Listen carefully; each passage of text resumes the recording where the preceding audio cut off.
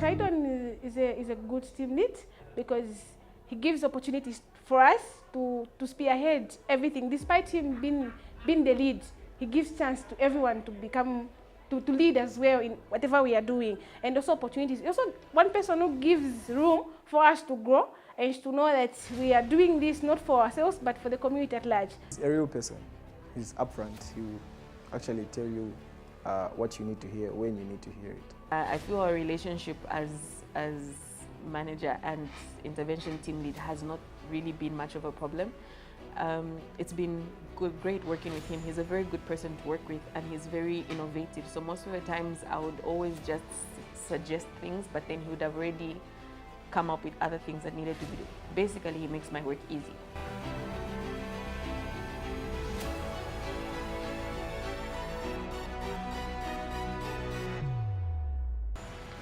My name is Slyton Kunda. I'm 23 years old. I live in Zambia, to be more specific, Lusaka, Ngombe compound. I'm a trained PA educator, I'm a psychosocial counselor, and I'm an adaptive leadership intervention team lead.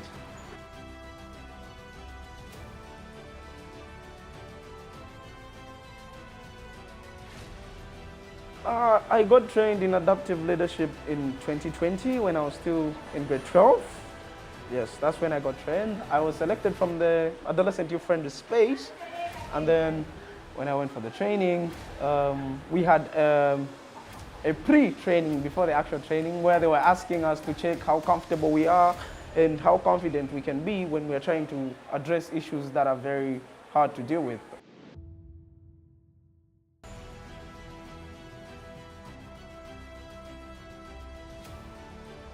Is after the actual training, that's when we started doing the interventions. And I have to be honest, I didn't really understand at first because adaptive leadership is something you have to grow into and then it becomes part of you for the rest of your life. So at first, the concept of me not being a leader, but someone who can lead or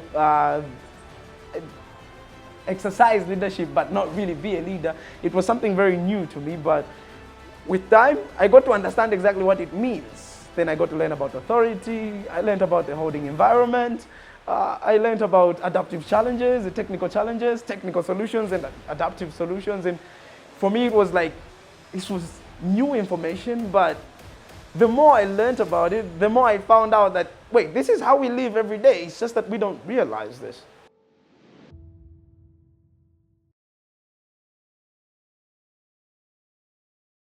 %100%. I mean, look at me. Everything I'm capable of doing, I owe to adaptive leadership. Yes, I was trained as a PA educator in 2016, but my information was limited to being a PA educator. So I was used to go into the community to talk about a subject where I have the answers that I have to give to the community. And then with adaptive leadership, it's reversed. I don't have the answers. I only know what the problem is, and I'm going into the community to highlight what the problem is so that the people can come up with the solutions. So with that, I got to learn about stakeholder mapping. I did not even know that certain companies have got something called corporate responsibilities until I started doing interventions under adaptive leadership, and I've learned a lot of things. I've been able to talk to counselors. I've been able to go into offices that I thought I would never be able to go to. I'm grateful.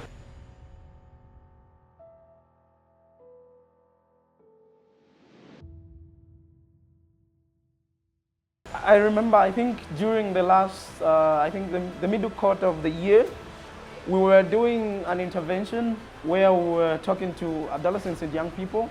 So the topic was HIV, but we were focusing on why adolescents and young people don't feel comfortable to talk about HIV. I mean, there's this thing called support groups. People always are trying to hide their statuses, but we wanted to find out, do they know why they hide their statuses or not? So that's when we met this adolescent boy. He was 12 years of age. Yeah? And this child, he's smart, but he never says anything. He's a quiet kid. So the parents did not tell or disclose to this boy that you're HIV positive. So he already knew what he is. He knew he was HIV positive. He knew the type of medication he was being given and what it does to the system. He even knew the proteins that are found in that particular medication. But the parents did not know that. So he was just waiting for them to open up. And every time he asked, they lied to him, and it used to break him down.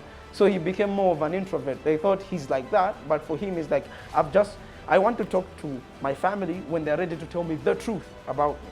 So when we met him, we started talking to him. Then I started noticing that this child is a genius. This child is brilliant. He was able to explain what HIV is, how it comes about, and he knows that he was born with it. And then he disclosed that to me, and then I got touched. Then I started taking the issue now personally. I started checking up on him. I started visiting frequently. I asked him if the parents had opened up. He said no. So one particular time, I asked him to say, what if you disclose to your parents, right? Because if they're not gonna do it, you're just gonna be hurt every time. And as much as you and I have got this thing going on, it still hurts you because your family doesn't understand you the way I'm understanding you. But the only way I'm understanding you is because you opened up to me. So how about you open up to them? So he told me I'm gonna do that. So in that particular week, he asked for a family meeting. And of course they gave it to him because this is an introvert who has asked for a family meeting. And then during that family meeting, he disclosed, he explained what HIV is to them. He told them the type of HIV he has, the type of medication he's taking, what it does to the system, what he needs, the side effects, and the type of support he wants from them. And then from there, when I met him next, I asked him how did it go. He said everyone was crying because they thought they were helping him, but they were killing him. And now I do visit from time to time. I do go to his house, and they are happier. They are on better terms. They are treatment buddies now. The family can be like, have you taken your medicine? And they even have sessions now. So the family did ask me to not terminate the counseling sessions with him because they said there's still a lot of things they still don't understand about HIV, so they still need me to do a bit of work here and there. I would have stopped because I would have just said, no, this was an intervention, but I've realized that with what adaptive leadership has done for me, the only way I can give back to the information that was given to me, to the opportunities that were given to me, is by giving back to my communities.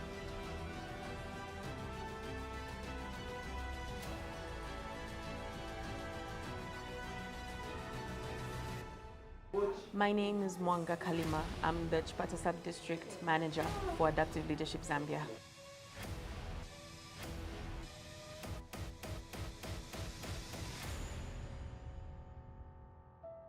Chipata Sub-District was launched in 2021 actually.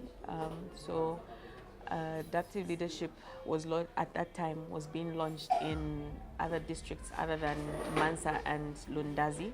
So we then moved to Lusaka, which was then divided into 6 sub-districts, Chipata sub-district being one of the sub-districts.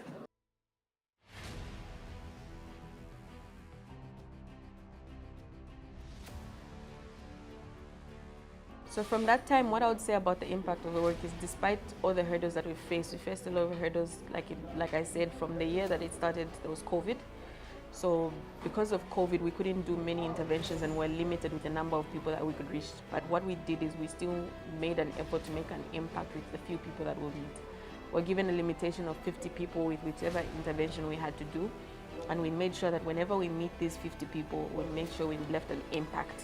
Because what we were doing is we were using the different stakeholders to do the work for themselves because we believe the people with the problems have the solution.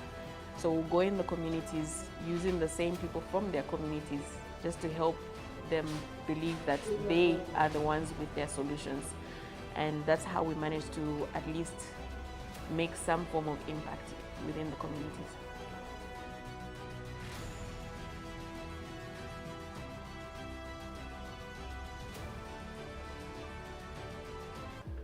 Or initially, there were 2 steps that were taken before the whole sub-district was launched. We had a pre-diagnostic and we had the actual diagnostic.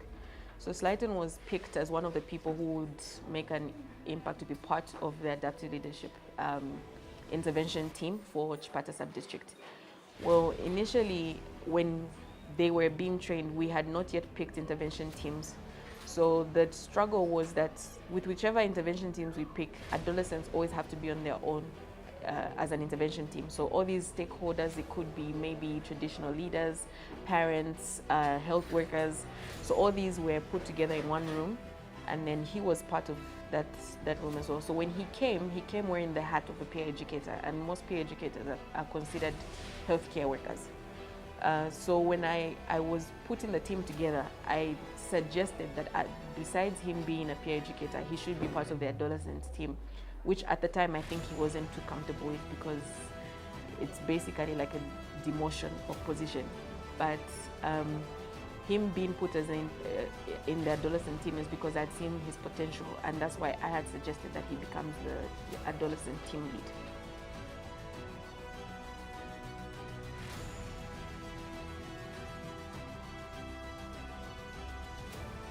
Well, the methodology is different, and with something different, it's difficult for people to understand at first. So initially when we started, we did not make as much of an impact as we wanted to, because people are used to seeing organizations that come with bags and t-shirts and caps and all those things to identify themselves. But we came with the idea of what we're trying to do is change people's mindsets and behavior change, which that's our sole purpose. So initially it wasn't the easiest thing, but I feel as time has gone on, we've tried our best to at least leave a mark in people's lives. We have got different packages concerning the adaptive leadership. So basically me, I'm a district actor, where we do interventions sensitizing about the issues that are affecting adolescents in our communities in the sub-district to Chipata. So me, I'm coming from Ngombe compound. We sensitize to adolescents from the ages of 10 to 24 about issues that are affecting them. For example, teenage pregnancy, HIV prevention, so on, a lot of them.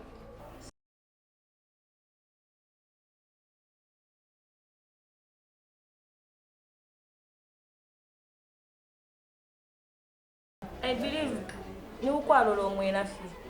there are people that, let's not talk about them not having information or things like that. People have information. I'll give an example of my HIV. People have been advocating for HIV. Mm-hmm. People have been testing. They've been giving condoms, but still cases have been recorded. It's just that.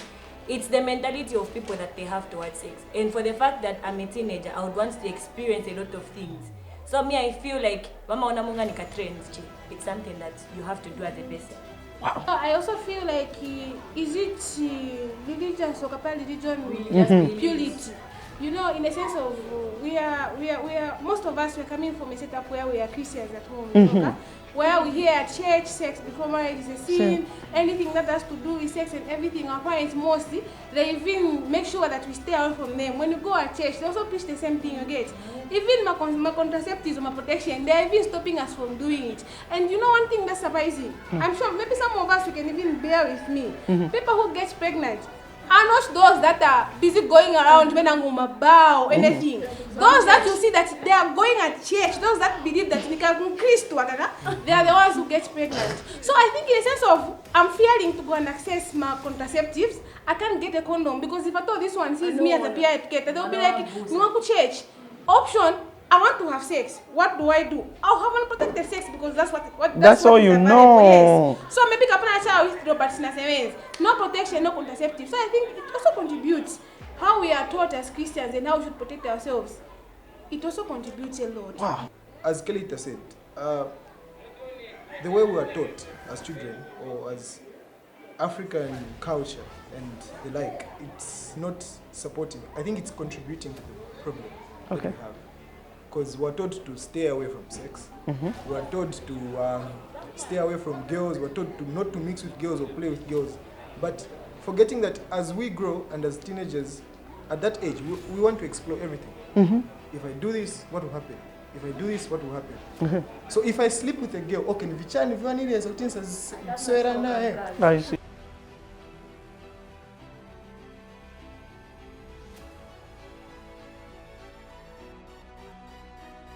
We conduct focus group discussions mainly because a lot of young people have got a lot of things to say, but they don't really have a platform or people to say it to. So them having a chance to talk to a fellow young person, it gives them the opportunity to open up and say how they really feel.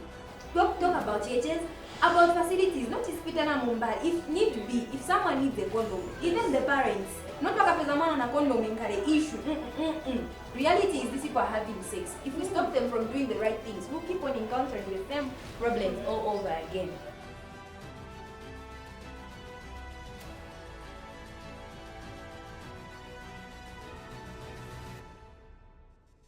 Mommy and daddy about to get a divorce. Vichitikalelo whether you allow it or not. Nemufana nazipeza cheya kaba. Awa makolo bafuno fakana kuwaya. Ati vale manavo bafuna va VCDs. Vikativakanga sibanga PTDs. I'm confused plus I do not understand. Manifaka pakat mo box is where I stand. They're asking me to choose Paba Fiashabadia Vand. Whether it's my dad or Lonsale Mayo Wand. Tetinsale yawe I can't do this. I want to ever fiashi them a genesis. If I choose mom, dad will get his feelings hurt. And if I choose dad, mom will get her feelings hurt. Because imwena mukwata reason ya kusendera divorce. But if we ever anamle to send her by force, it's never been easy. Mwale pita mufingi. Sometimes mulalakana pachi into way.